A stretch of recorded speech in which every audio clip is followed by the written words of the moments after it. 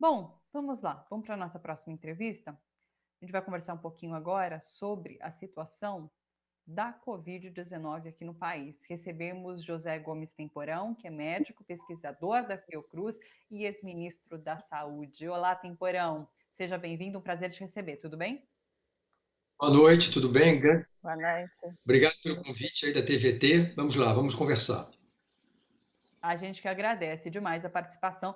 E vamos junto entender, então, esse momento da pandemia aqui no país e no mundo, né? O Brasil teve queda na média móvel de mortes, ficou em 692 mortes por dia, isso nos últimos 7 dias. É uma redução de 21% em relação à média de 14 dias atrás. É um número significativo? A gente pode falar em estamos superando a pandemia ou, de fato, é um número que pode ter oscilações, a gente pode voltar a ter uma média móvel maior em pouco tempo? Temporão, explica para a gente. Bom, o que caracteriza essa doença no Brasil existem algumas especificidades. A primeira delas é que nós tivemos várias epidemias ao mesmo tempo em várias regiões do Brasil. Não se pode falar em um processo brasileiro da pandemia. Ou seja, região norte foi um processo, nordeste, sudeste, agora a região centro-oeste e região sul. E essa dinâmica, infelizmente, fez o quê? Durante praticamente mais de 12 semanas, nós tivemos aquela subida, chegamos até o pico máximo do número de casos e de óbitos, e ao invés de termos uma lenta, sustentada queda, nós tivemos um platô. Ou seja, nós tivemos de maneira muito sustentada, isso é dramático, né? Um período entre 1.000 e 1.200 mortes por dia, por um longo período, por vários meses. E agora sim começa, em princípio, uma lenta redução. Então o problema está longe de ter sido superado. Eu acho que é um acúmulo de equívocos, de irresponsabilidades. O Brasil, havia uma grande expectativa, inclusive mundial, porque a saúde pública brasileira é muito respeitada, o SUS é muito admirado, a ciência brasileira, a vigilância epidemiológica brasileira, mas tudo isso foi fragilizado pela postura irresponsável que continua até o momento do governo federal e do presidente da República, né? Negacionismo, a falta de um plano nacional, a falta de uma coordenação e articulação no campo, digamos assim, das responsabilidades federais, o que levou a que estados e municípios, por conta própria, construíssem o que eu chamo de uma governança paralela na saúde. O melhor exemplo dramático dessa governança paralela é que a gente liga a televisão à noite para ver os jornalões das 8h30 e a primeira coisa que aparece é segundo o consórcio da grande imprensa, dos órgãos de imprensa, o número de casos e de óbitos ou seja, o natural seria o quê? Segundo o Ministério da Saúde, segundo a autoridade sanitária, a situação é essa. Mas nem como fonte fidedigna de informações o Ministério da Saúde hoje merece credibilidade ou respeitabilidade. Então nós estamos longe de ter superado essa situação, já ultrapassamos 130 mil mortes, existem vários estudos mostrando que se tivéssemos sido consistentes, coerentes, respeitado a ciência, mobilizado a sociedade, se tivéssemos tido respostas importantes também no campo econômico para proteger os mais vulneráveis, os microempresários, poderíamos ter tido menos da metade dos óbitos que tivemos até agora. É muito triste, é muito dramático. Temporão, aproveitando que você mencionou a questão do negacionismo, né, do governo, a gente vê um discurso anti-vacina vindo do presidente de um país. Quais os impactos que isso pode trazer para a população? A vacina, óbvio, ainda não saiu, está em fase de testes, mas uma campanha anti-vacina acaba trazendo um impacto, né, querendo ou não, para a população. Gostaria que você fizesse uma análise. Isso é dramático. Então, veja, é um acúmulo de uma postura irresponsável, criminosa por parte do presidente. Não é a primeira, nem a segunda, nem a terceira vez que ele se comporta dessa maneira. Então, você veja, todos os países que conseguiram enfrentar com qualidade, com eficiência, com impacto, essa dramática pandemia que afetou e fragilizou todos os países do mundo, foram exatamente aqueles países onde a liderança máxima, o seu presidente da República, o seu primeiro-ministro, enfrentaram com transparência, com responsabilidade, com respeito à ciência, liderando o esforço das nações no combate a essa doença. E aqui foi exatamente o contrário. O presidente lidera desde o início, desde o momento em que ele demite o ministro Mandetta, ele assume então a liderança de um longo e tenebroso processo de deseducação, de desinformação e de maus exemplos para a população brasileira. Isso se expressa nas multidões sem máscara nas praias, no comportamento irresponsável nos bares, às noites, nas grandes capitais. Muita gente aqui no Rio de Janeiro já começa a perceber sem usar a máscara, e a máscara é fundamental nesse momento, além da manutenção das medidas de distanciamento, o uso universal de máscaras é muito importante. Então, essa liderança do presidente negativa ninguém lhe tira. O que pasma é a omissão do Ministério Público, do Judiciário, de dar um cabo, colocar um limite nessa irresponsabilidade que, no limite, leva à morte, a sofrimento e ao drama que nós estamos vivendo. Se me permite, a gente conversa no Bom para Todos às quintas com a doutora Karina Calife, e ela fala sobre essa campanha de vacinação de Bolsonaro. Ela diz: vacinação é como votar, é obrigatório, mas ninguém vai na sua casa te tirar a força para votar. Mas o que você precisa fazer é campanha afirmativa de que é bom votar, é bom tomar vacina. Você protege toda a população quando você toma essa atitude individual. Então, acho que ela coloca isso com muita clareza quando ela faz esse comparativo com o votar. Acho muito interessante. E, Temporão, eu queria falar com você sobre esses países que, de alguma forma, tiveram uma queda no número de mortes. Isso foi por conta de políticas públicas. Então, governantes, líderes dos países defenderam o isolamento, mostraram quais os caminhos corretos a seguir para a população. Aqui no Brasil, a gente não teve, como você mesmo já disse na sua fala, a gente não teve orientação por parte da liderança, por parte do governo Bolsonaro num todo, seja ele, seja ministro da Justiça, mas, de alguma forma, esses números estão caindo. Isso faz parte do histórico natural da doença? Que a gente pode atribuir essa queda nesse momento? Exatamente. Você veja que a doença se iniciou pelas grandes capitais da região sudeste, por Manaus, porque há um fluxo de trabalhadores chineses, inclusive, que entra por Manaus.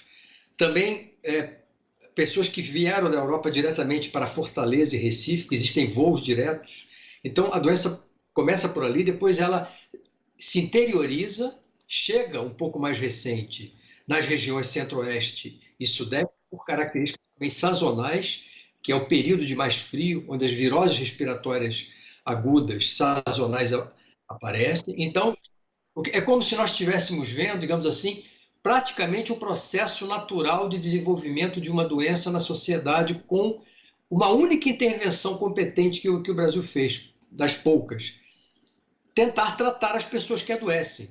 E o SUS está mostrando aí uma grande resiliência, e a situação seria dramaticamente pior sem o SUS. Mas vejam, isso é muito pouco. Nós deveríamos estar atuando precocemente, usando a atenção primária de saúde, detectando sintomáticos, testando. O Brasil é um dos países do mundo que menos testa, continua testando pouco, isolando essas pessoas doentes, isolando seus contatos. Isso reduziria dramaticamente a demanda de quadros mais graves para as internações e para os hospitais. Então, o Brasil focou praticamente desde o início apenas na questão hospitalar. Foi um grande erro, quando poderia, porque nós temos aí quase 300 mil agentes comunitários de saúde que poderiam ter sido mobilizados para participar desse processo. Algumas cidades fizeram isso. Niterói, aqui no Rio de Janeiro, alguns municípios de São Paulo, Fortaleza, enfim, existem municípios que fizeram e conseguiram resultados interessantes. Mas quando você olha o todo, quando você analisa o desempenho global do país, é muito dramático. Nós estamos com 130 mil óbitos, poderíamos estar com 50, 60 ou até menos, se tivéssemos implementado um plano nacional de mobilização da sociedade brasileira no enfrentamento da doença, o que não tivemos e não temos. E parece que não teremos, porque permanentemente o presidente se expressa negando, continua falando que tem um remédio, não tem um remédio, isso é uma fraude, né? Inclusive a vacina, que será, com certeza, quando surgir, uma arma poderosíssima para controle dessa doença, que nós deveríamos estar todos nos mobilizando para ter acesso à vacina e para que todos se protejam, né, a, a sinalização que vem do mandatário maior da nação é dúbia, no mínimo. Ninguém vai ser obrigado a tomar vacina. Ora bolas. Nessa questão da vacinação tem até uma discussão muito importante. O direito coletivo se coloca acima do direito individual, porque a decisão individual de não tomar não deixa apenas de proteger quem tomou a decisão, afeta toda a coletividade. E isso, existem discussões aí do ponto de vista político, sanitário, ético e moral. Com certeza, todos que estão ali ao redor.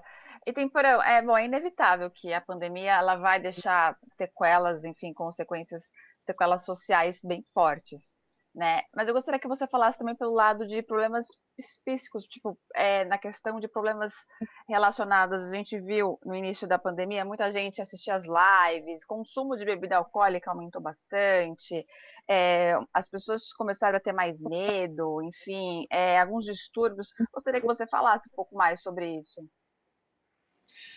A doença, ela pode ser analisada em várias dimensões, né? Tem uma dimensão que é essa dimensão da Covid-19, das pessoas que entram em contato com o vírus, que adoecem, que podem desenvolver quadros graves. Houve um grande avanço da medicina no manejo desses pacientes, isso é muito importante. A mortalidade está diminuindo, a letalidade está diminuindo. Por quê?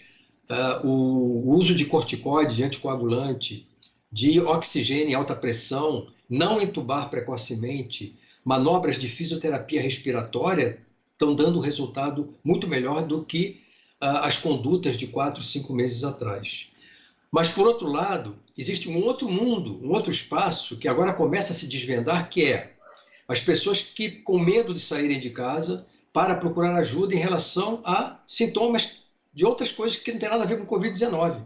Então, digamos, um paciente hipertenso ou diabético, ou que começa a apresentar sinais e sintomas de uma hipotético neoplasia, um câncer, e que não procura o que naturalmente aconteceria, ele iria ao posto de saúde, ao centro de saúde, a um ambulatório, a um consultório, ele deixa de fazer, e isso está levando, neste momento, a um aumento muito grande de demanda por exames, procedimentos para diagnóstico desses quadros que foram, digamos assim, que deixaram de haver demanda durante esse período. Também já se sabe que aconteceram muitos óbitos em casa, aumentou muito a morte de pessoas em casa, seja por Covid-19 ou não, ou por outras patologias. E uma outra dimensão que começa a se desvendar também é essa do sofrimento psíquico. Não apenas o enclausuramento, o fechamento, né, em condições nem sempre adequadas, de conforto, né, de condições de trabalho, de convivência com uma família ampliada, levando à violência contra a mulher, contra a criança, contra o idoso, mas também o aumento de consumo de bebida alcoólica e de drogas lícitas e ilícitas. Né? Tudo isso criando um grande quadro, e a expectativa que existe é que haja agora uma grande demanda por cuidados para sofrimento psíquico, depressão, ansiedade. É um quadro totalmente novo, a sociedade não estava preparada para lidar com isso, e a expectativa é que nos próximos meses nós temos uma grande procura por ajuda por pessoas que neste momento estão sofrendo por conta de todos esses impactos, que são impactos médicos, psíquicos, sociais, ligados à falta de emprego e à exigência de ficar por um longo período isolados em casa. Vamos falar então sobre o que é esperança hoje, que é a vacina. Queria começar falando sobre a vacina de Oxford, que foi liberada para voltar com os testes agora a partir de segunda-feira, a partir de amanhã, parece. A Anvisa liberou essa retomada. Ela tinha sido paralisada por conta de uma reação relatada por um voluntário no Reino Unido, e agora então ela vai ser retomada. Queria que você comentasse um pouco sobre essa retomada, sobre a importância, inclusive, dela ter sido paralisada no momento para se refletir sobre aquilo e agora, então, retomada, se é normal, enfim. E, por um outro lado, a gente tem o governador da Bahia, Rui Costa, anunciando que o Estado assinou um acordo para adquirir 50 milhões de doses da vacina russa, a Sputnik V. Então, assim, a gente tem aí bastante esperança em relação a tudo que está para vir. No entanto, sem uma data certa, né? Eu acho que ainda é cedo para os governantes, inclusive para as lideranças, falarem: ó, até dezembro vai estar a vacina disponível. Como que você tem visto isso, Temporão? Bom, a ciência mundial está fazendo um esforço incrível, né? Dramático, na busca por uma vacina. São centenas de grupos. Existem hoje mais de 15 vacinas já em fase 3 de teste, que é a fase final, quando você testa em milhares de pacientes. E foi exatamente o que aconteceu no caso da vacina de Oxford, que é a vacina que a Fiocruz está fazendo uma parceria, e ela chegando ao mercado, a Fiocruz será uma das instituições produtoras dessa vacina. O que aconteceu é uma coisa que acontece comumente no caso desse tipo de teste. Aconteceu o que se chama um evento sentinela, ou seja, uma pessoa que tomou a vacina apresentou um quadro não esperado, inesperado, um quadro relativamente grave, e, portanto, isso levou à suspensão dos testes até que se esclarecesse se havia ou não uma relação direta com a vacina. Como houve uma liberação das autoridades regulatórias em termos globais, inclusive da própria Anvisa aqui no Brasil, o que se depreende é que possivelmente esse evento que aconteceu não tinha uma relação direta com a vacina. Então, foi muito importante isso ter acontecido, porque isso demonstra o rigor, não é? A transparência e a seriedade com que todo esse processo está levando. Nós não podemos, em hipótese nenhuma, chegar a uma vacina que não seja eficaz, mas absolutamente segura, para que a sociedade possa ter segurança de que vai poder tomar aquela vacina para se proteger sem riscos adicionais. As outras vacinas que estão sendo testadas, a vacina do Butantan, em parceria com o governo chinês, parece que também está indo bem, já está em fase 3, e agora a vacina russa, o Sputnik V, começará a fase 3 agora. Então, o ideal é que nós tenhamos, inclusive, várias vacinas, que várias vacinas cheguem ao mercado, né?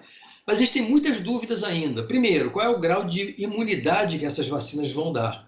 Ela vai ser uma vacina que proteja altamente, ou seja, altamente eficaz, que protege 80, 85, 90% ou menos, como a vacina da gripe sazonal que a gente toma, que tem um grau de proteção de 50 a 60%. Ela vai ser de uma dose ou de duas doses? Vai precisar de dose de reforço?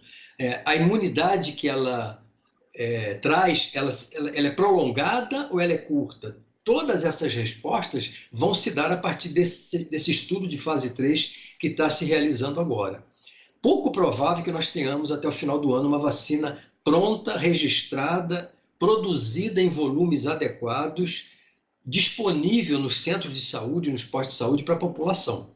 Pouquíssimo provável. Mais provável que isso aconteça no primeiro semestre do ano que vem, sendo otimista, né? Agora, eu queria chamar a atenção para um outro aspecto que ninguém está discutindo. O Brasil tem uma inserção singular em tudo isso, né? Dois dos maiores produtores mundiais de vacinas estão no Brasil e são instituições públicas, o Instituto Butantan e a Fundação Oswaldo Cruz, né? É claro que o Brasil está sendo campo de teste da maior parte das vacinas, porque é doença, nós conversamos aqui sobre isso, tem muita doença no Brasil, claro. Mas tem um outro lado que expressa a capacidade da ciência e da tecnologia brasileira no campo da vacinologia. E isso são décadas de investimento nesses laboratórios, né?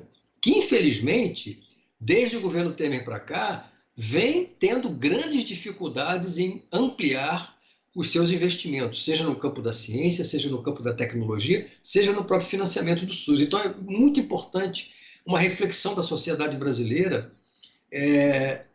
de defesa da ciência brasileira, de defesa da tecnologia brasileira, de defesa das iniciativas no campo da saúde que dão capacidade tecnológica diferenciada ao SUS e ao Brasil no enfrentamento dessa doença e de outras doenças que poderão vir no futuro. Isso é muito importante.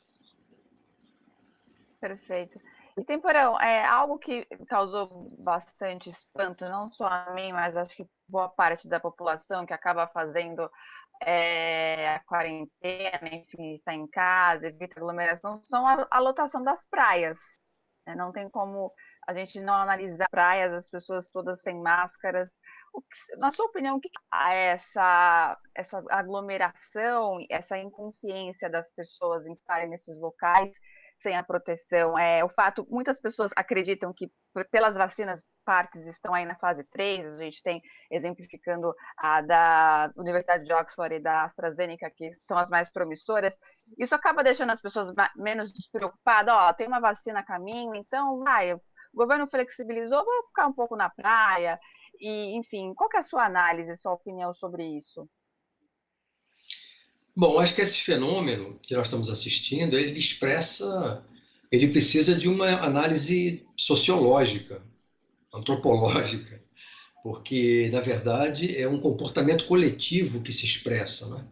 E aí tem várias dimensões. De um lado, eu acho que é uma síntese da irresponsabilidade do governo federal e do exemplo do presidente da República, não é? Durante meses, negacionismo, medidas contra a ciência, dizendo que existe um remédio que não existe, e etc, etc, etc, vão levando a que as pessoas incorporem esse discurso como verdade, ou pelo menos como uma verdade parcial. O segundo, uma certa acomodação da realidade, ou seja, nós estamos aí com 800 óbitos média por dia e as pessoas passaram a considerar isso natural, como uma paisagem que a gente, ao abrir a janela de manhã, ao acordar, olha, as árvores estão ali, os carros estão circulando, então são 800 mortos, que é muito dramático e muito negativo. E segundo, essa perda, exatamente do que eu falava no início, que é essa consciência coletiva de prevenção. Quer dizer, quando eu me comporto de maneira adequada, usando máscara, mantendo o distanciamento, evitando aglomeração, eu não estou apenas me protegendo, estou principalmente protegendo o outro, o meu vizinho, a pessoa que mora na minha rua, no meu bairro, a coletividade, né? Isso se perdeu. O governo não investe nisso. Nós não temos até hoje uma campanha de divulgação de massa pelos meios de comunicação, pela mídia, pela internet, de educação, de informação cotidiana sobre a doença. Pelo contrário, nós temos, na verdade, uma máquina de desinformação cotidianamente, levando a que aconteçam comportamentos irresponsáveis. E, por outro lado, não dá para tirar a responsabilidade também de governadores e prefeitos que tomaram decisões equivocadas. Então, aqui no Rio de Janeiro, imagina, vamos liberar a praia com restrições. Só quem nunca foi à praia acredita nisso, né?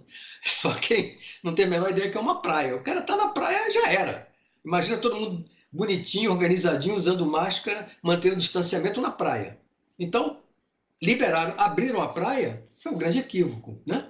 Então, esse grau de falta de seriedade, de não ter ouvido a ciência, de ter planejado de maneira equivocada a abertura, pode levar aqui no Rio de Janeiro, que nós estamos num processo sustentado de queda de óbitos e casos, você pode começar a ter um refluxo disso, um repique em áreas da cidade, determinados bairros, determinadas localidades, com aumento do número de internações, aumento do número de óbitos. Então, tem um epidemiologista aqui do Rio de Janeiro, do FRJ, o Roberto Medronho, que deu uma entrevista há 2 dias dizendo, pelo amor de Deus, fechem as praias de novo. É um pouco isso, quer dizer, essa reabertura foi altamente irresponsável.